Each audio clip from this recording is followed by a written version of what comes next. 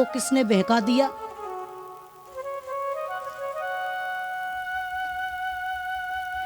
खाते पीते ढोंगते ये जोगी अवधूत, अरे बहन इन फलन ते होते न देखे पूत। अरे फलों से कहीं बच्चे पैदा होते होंगे, पता नहीं इनकी तो बुद्धि खराब हो गई है। जन कहां से किसने दे दिया, बहका दिए। अब भोले भाले पंडित जी है और पंडित जी देकर के फल को निकल गई। अब तो धुंधली का माथा चक्कर खाए, क्या करूं कैसे करूं। उसको बात पचे नहीं। उसने अपनी सहेली से कहा। उसी समय अचानक दैव योग से उसकी सहेली आ गई। तो कि बहन देख क्या करूं, मैं बड़ी परेशान हूं, ये फल लेकर के आए हैं और मेरी तो समझ नहीं आ रहा क्या करूं। मैंने इसको खा लिया और कहीं गर्भ धारण हो गया तो चक्कर पड़ जाएगा, मेरे को भूख प्यास भी नहीं लगेगी, मेरा शरीर दुबला पतला हो जाएगा, घर का काम कौन करेगा, और घर का काम कोई नहीं करेगा तो नंद आएगी, और नंद आएगी ना तो सब माल को चुरा करके ले जाएगी मेरे घर से। ये बातें लिखी हैं भागवत जी में, मैं बना करके नहीं कह रहा।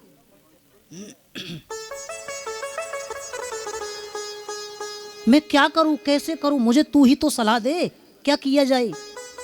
अच्छा, और यदि कहीं सुखदेव की तरह 12 वर्ष गर्भ में ही रह गया तो और चक्कर पड़ जाएगा, ऑपरेशन आदि कराना पड़ेगा, फिर तो मेरी जान कोई आ बीतेगी, मैं तो मर ही जाऊंगी।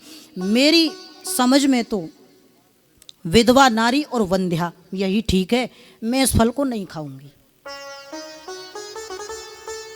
अब कुछ दिन बाद उसकी बहन आई, बहन को सब कथा सुनाई। देख बहन मैं कहा करूं, बड़ी परेशान हूं, तेरे जीजा जी भोले भाले काऊ बाबा जी ने बहका दिए और या फले लिया है, बोले या ले ले आते बालक है जाएगा। बहन मुझे तो विश्वास नहीं है।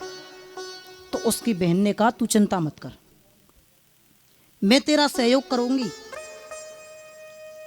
मुझे भी बच्चा होने वाला है, तू चिंता मत कर।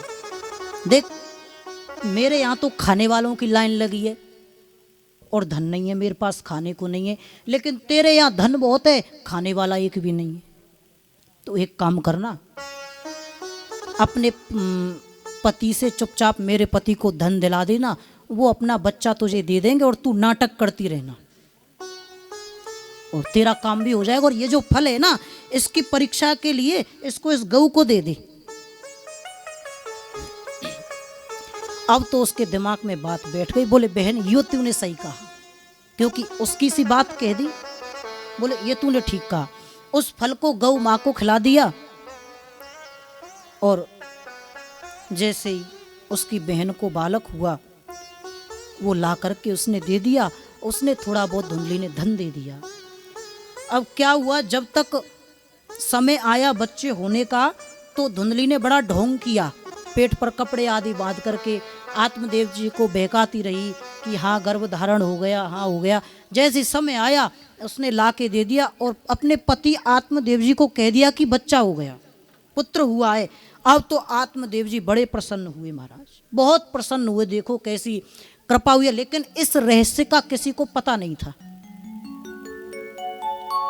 तो पंडित जी ने बड़ा जात कर्म संस्कार किया, बहुत उत्सव मनाया।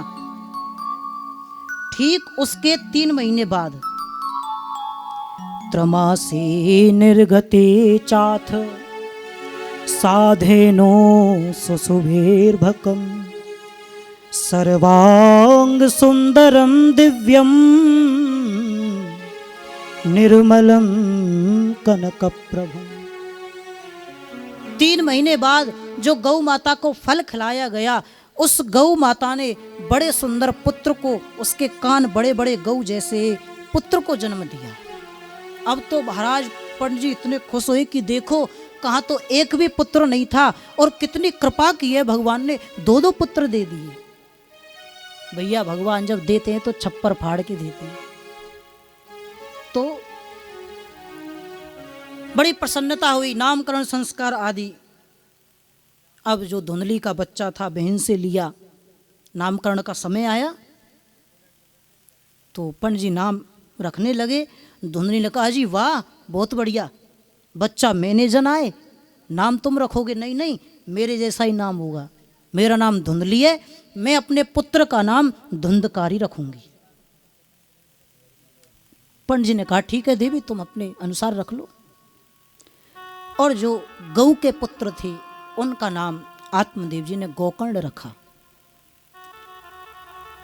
कियत कालेन तौ जातौ तरणो तनया बुभौ गोकर्ण पंडितो ज्ञानी धुंधकारी महाखल।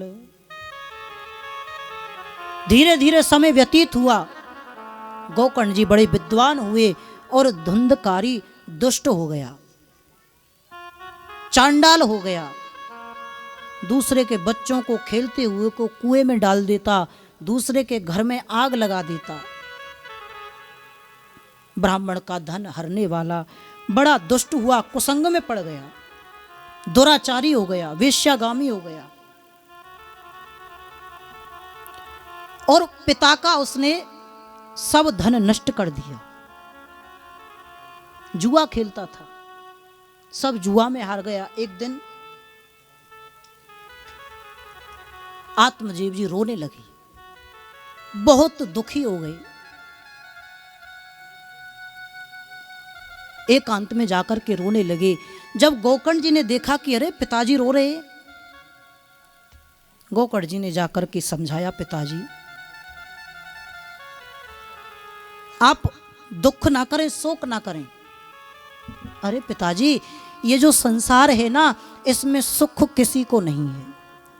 न चेन्द्रस्य सुखम किंचन न सुखम चक्रवर्तिन सुखमस्ति विरक्तस्य मुनेरे कांत जीवन।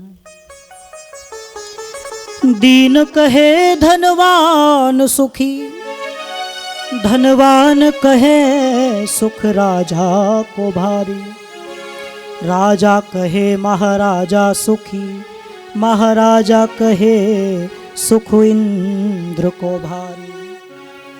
कि इंद्र कहे चतुरानन को सुख, चतुरानन कहे सुख विष्णु को भारी। तुलसीदास विचार करे, हरि भजन बिना सब जीव दुखा। भगवान के भजन के बिना तो सब दुखी हैं। हे पिताजी मुनि ही एकांत जीवन है। केवल संत जो फक्कड़ साधु है ना, जिनको कोई चिंता ही नहीं है, वही सुखी है, और कोई दुनिया में सुखी है ही नहीं। हे पिताजी देहि स्थिमांस रोधिरे भीमतिम त्यजत्वम जाया सुतादिषु सदा ममता पश्यानिशं जगदिदं षड्भंग निष्ठं वैराग्य राग रसिको भवभक्ति निष्ठ। हे पिताजी देह स्थि मांस रुधिरे अभिमतिम तेजत्वम, ये जो हमारा शरीर है ना, ये खून हड्डी मांस आदि से बना हुआ है। अभिमतिम तेजत्वम, जो इसके प्रति अभिमति है कि ये शरीर में हूं, पिताजी इसका त्याग कर दो। जाया ये पत्नी, सुता ये पुत्र, दिशु सदा जो सब दिख रहा है ना, ये क्षण भंगुर है, कुछ नहीं है पिताजी, ये सब माया से दिख रहा है। माया बड़ी बलवान है। माया तू न गई मेरे मन ते, पाके केस जन्म के साथी ज्योति गई नैनन ते, अरे ममता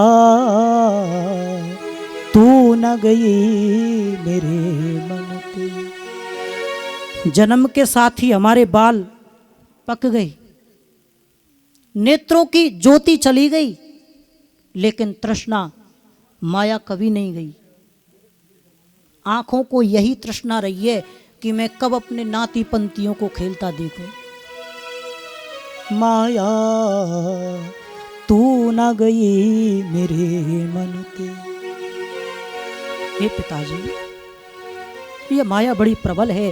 वैराग्य राग रस को भव भक्ति निष्ठ, भगवान की भक्ति करो निष्ठा से, आपकी मुक्ति हो जाएगी, सब कुछ मिल जाएगा आपको, छोड़ दो संसार। हे पिताजी, धर्मं भजस्व सततं त्यज लोक धर्मान्, सेवस्व साधु पुरुषान् जहि काम तृष्णान्। अन्यस्य दोष गुण चिंतन मासु मुक्त्वा, सेवा कथा रसमहो नितराम पिबत्वम्।